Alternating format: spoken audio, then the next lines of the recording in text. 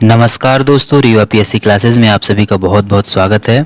आज हम मध्य प्रदेश की श्रृंखला को आगे बढ़ाते हुए मध्य प्रदेश का प्राकृतिक विभाजन, भूगर्भिक संरचना के बारे में देखने वाले हैं।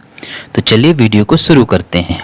वर्तमान मध्य प्रदेश राज्य को कितने भौतिक प्रदेशों में विभाजित किया गया है?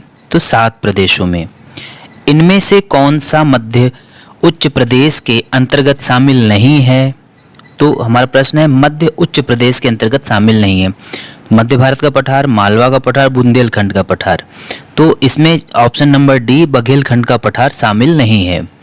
अरावली एवं विंध्य क्षेत्र के मध्य में कौन सा पठार स्थित है? तो मालवा का पठार।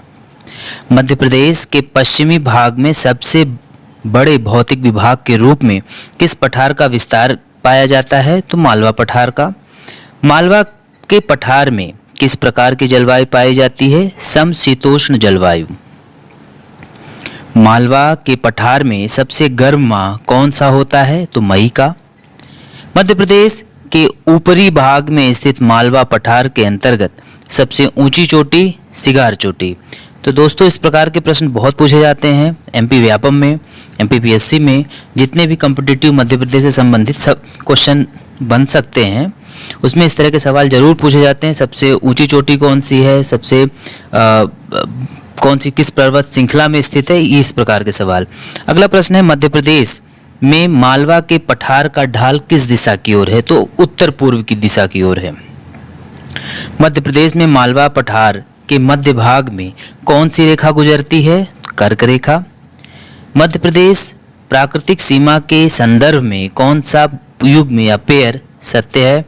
चंबल उत्तरी, ताप्ती दक्षिणी, मैकाल पर्वत पूर्वी। तो ये तीनों ऑप्शन हमारे सही हैं।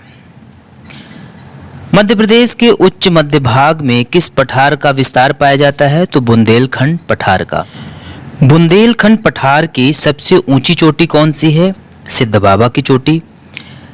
मध्य प्रदेश में स्थित मालवा पठार के पूर्वोत्तर में किस पठार का विस्तार पाया जाता है? मध्य भारत का पठार।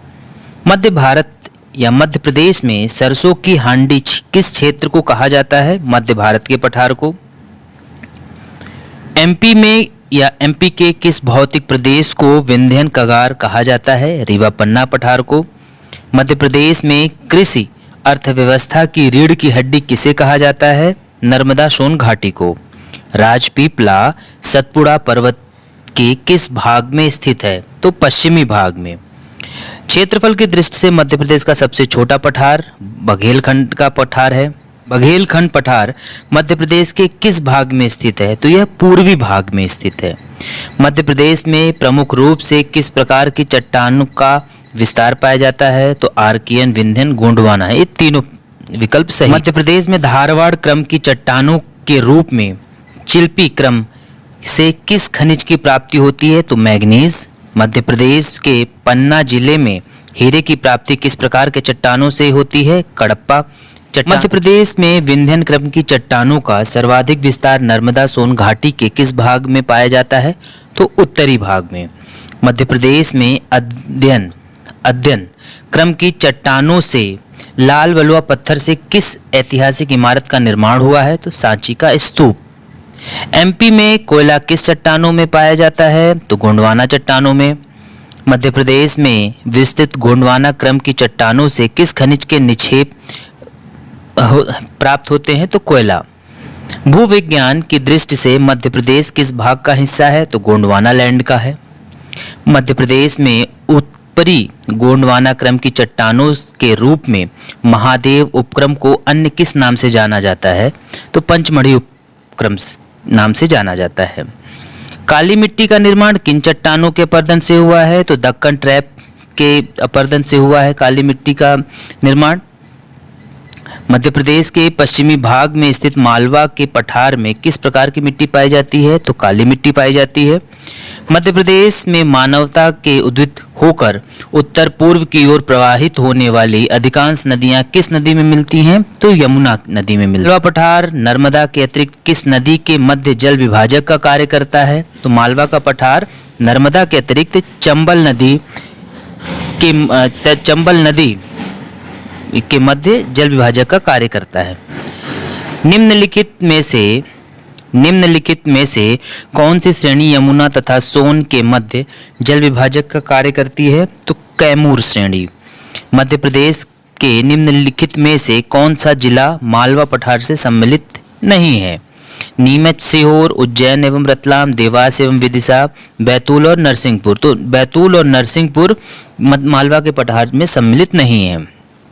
मध्य प्रदेश के निम्नलिखित जिलों में से कौन सा जिला बुंदेलखंड पठार में सम्मिलित नहीं है? बुंदेलखंड पठार में नरसिंहपुर, होशंगाबाद।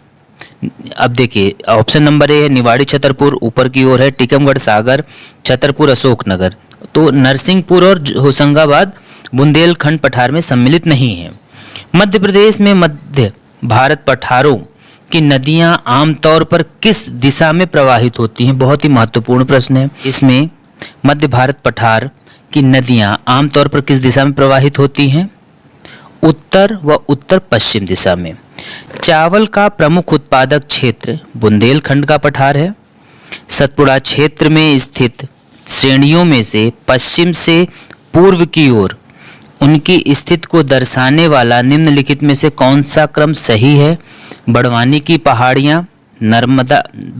पहाड़ियाँ, महादेव श्रेणी और मैकल श्रेणी। तो यह हमारा क्रम है जो कि बहुत ही महत्वपूर्ण प्रश्नों में से हम कह सकते हैं। पश्चिम से पूर्व की ओर पहले बड़वानी होगा, फिर महादेव, फिर मैकल श्रेणी। बुंदेलखंड पठार निम्न में से कौन सा स्थान मौजूद है?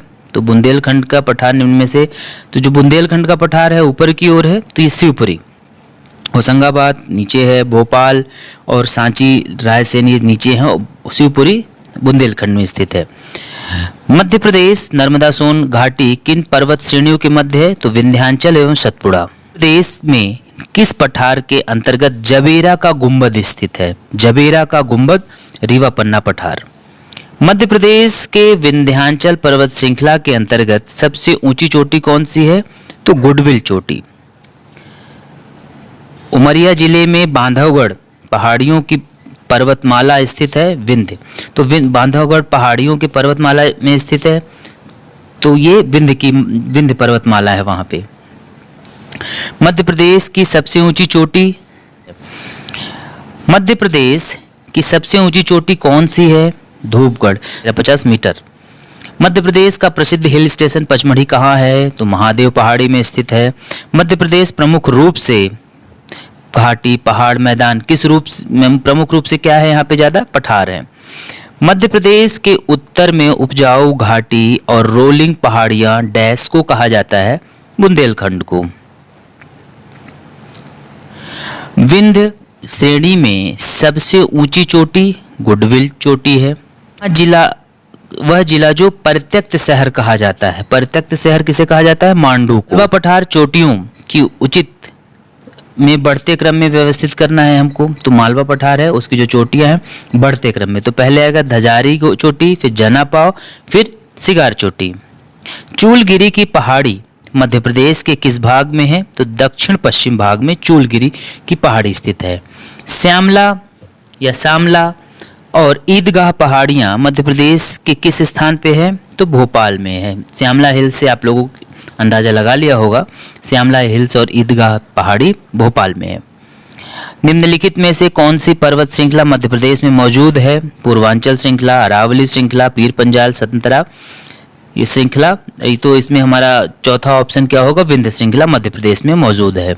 गिद्धराज पर्वत मध्य प्रदेश के किस जिले में स्थित है? तो सतना जिले में। सोन नदी के दक्षिण तथा नर्मदा ताप्ती नदी के मध्य प्रदेश में से कौन सी पर्वत श्रेणी है? तो सतपुड़ा मैकल श्रेणी।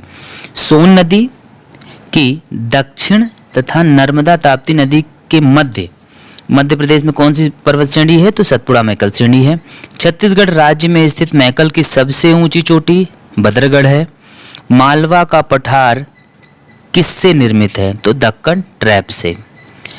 निम्नलिखित कथनों को विस्तार करना है। मध्य प्रदेश के मालवा पठार में सूती वस्त्र मिलों का स्थापना की गई, सही है।